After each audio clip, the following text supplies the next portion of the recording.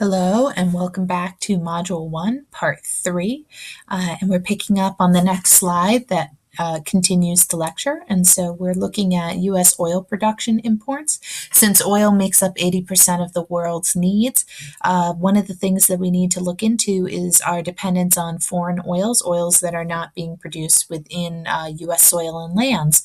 That makes it harder to come by and therefore is important to our growth as a nation and economic growth and our stability within our own country. And so looking at the importance of oil and its use of crude oil in thousands of barrels per day, we can see the net imports of crude oil and petroleum production in the dark pink line, and in the light blue you can actually see the production of crude oil within the U.S. fields based on oil per day, and you can see that we've been growing that production.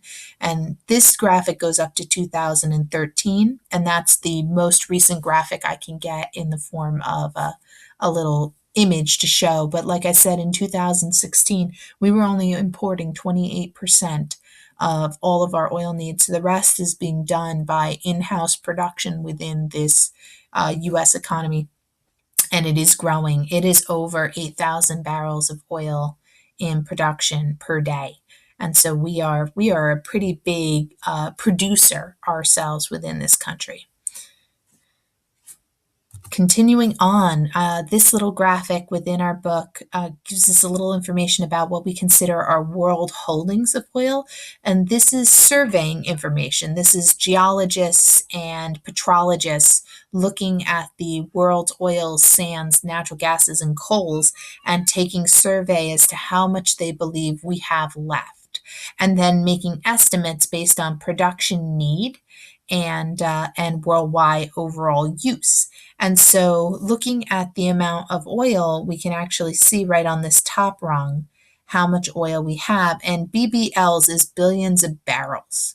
So the BBLs is billions of barrels, and BTUs is British thermal units again. So both of those terms. And we will work a little bit on units because it is something that you need to familiarize yourself with and get accustomed to seeing and utilizing and knowing immediately what that unit means. So looking at that, I have a little math question that I'm going to add in. And the question is, if U.S. oil reserves are estimated at 29 billion barrels, and we currently produce 6 million barrels per day, how long will these reserves last at this production rate? Now, looking at this, they're saying the life of oil within the world is about a lifetime of 10 years at average production rates. That's not a correct number. Let's just say it's not right. It's not the right number. And so we're going to do the math ourselves. And that's the reason why I'm asking you this. And so yearly production, if yearly production is 6 billion barrels per day, and we times that by 365 days per year, I get myself 2.19 quadrillion billion barrels per year to go into that. And if the lifetime of the supply is 29 quadrillion within there, I divide my yearly need into my production level. And this number is the number that I got from up here so that we can see how we're doing this. And doing this math, I actually come up with 13.2 years. But keep in mind that this estimate is based on how much we believe we have in holdings within the continental shelf and the continental United States. This estimate is what we believe we have worldwide based on, once again, surveying of national levels. And we are importing and exporting. So even though production would be 13.2 years comfortably if we continued exactly the same, we're subsidizing that with imported oils. And so it's not exactly accurate, just like these lifetime numbers here are not exactly accurate. These lifetime numbers are based on current rates of consumption. Continuing on with that, each barrel of oil does compare to something. So oil production rates in millions of barrels per day. And we are extracting less oil than we used to, but we are extracting more compared to the rate of importing it from other countries. And so production rate has dropped, but we are making more than we used to make. And you can see they put a nice little Hubbard curve on here to show what would be the norm. And this is the projected norm, is the Hubbard curve. And we can actually see that we're kind of following a Hubbard curve on there. So, things are working the way that they should be. As far as within the little oil barrel itself, and I love this graphic over on the side here, it shows you how much within a 55-gallon drum actually adds up to being usable amount of oil for various pieces. So if I take a raw petroleum, crude oil, it is filthy stuff filled with lots of different things, and I would have to distill it. And there's distilleries up and down our coastlines, and I will get into this when we talk fossil fuels. So the fossil fuel chapter, which is coming up in a few modules, I will show you distilleries and how we distill it and how we break it down into these different parts. But within any one 55-gallon drum of oil, you can actually find all this different production gallons worth within it. And so 19.4 gallons would go towards gasoline, 10.5 goes towards diesel fuel and home heating oil.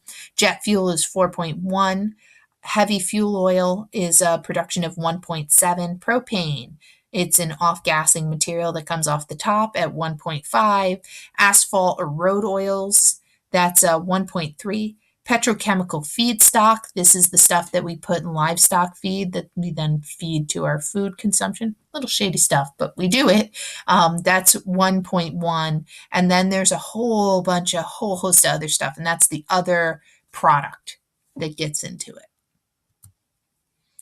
This is just looking at a Hubbard curve again, and this is the Hubbard curve for natural gas. Natural gas, which we thought was going to be in decline as of the 1980s on, has actually seen a huge upsurgence as an alternative to home heating oil, mostly within homes. And so that's really where the uptick has gotten. A lot of people are installing natural gas to heat their homes instead of oil.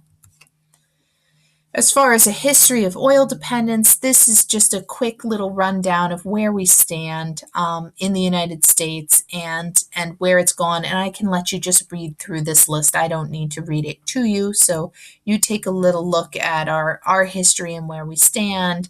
And this graphic also gives you, this is a world history of kind of our oil story as we're looking on that list. Same thing, it's a breakdown of this oil story and how oil production works. The last piece that I want to show you is the Energy Information Administration breaks down each state, and they let you know a little bit more about energy consumption within the state. And I know some of you in the course may be Westchester Community College students and be right on campus and be local to New York State, but we also sometimes get people out of state. And so I'll leave it up to you at your curiosity or convenience to take a little bit of a look at consumption and what we do in the United States. And if you would like a little extra credit for watching this video, you can answer for me the question of which sector consumes the greatest amount of energy in New York. And this is one of the graphics that you can actually find on the little web page there. And so I will give you extra credit towards Module 1 if you happen to answer my question. You're also welcome to change it up, and instead of answering which sector of consumption has the greatest amount of energy in New York, you can also answer it for your own personal state if you happen to be in a different one. I don't mind checking you in different states. It gives me something to search around on the web and have some fun with.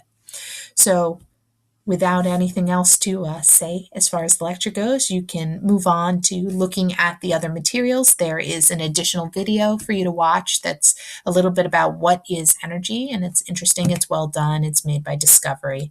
And so take a look at that, and when you are all done reviewing information and materials, please work on the quiz questions, and those questions are meant for you to do as best you can. You're welcome to take it up to 3 times because I really want you to get a perfect score because you're practicing. And then to add to that, you have your assignment, your homework assignments for the week, which is about 10 questions which correlate with the chapters in your text. So best of luck. Please, if you have any questions that could be answered by the group, post them in the module discussion, Module 1 discussion questions, and I'll answer you and students can.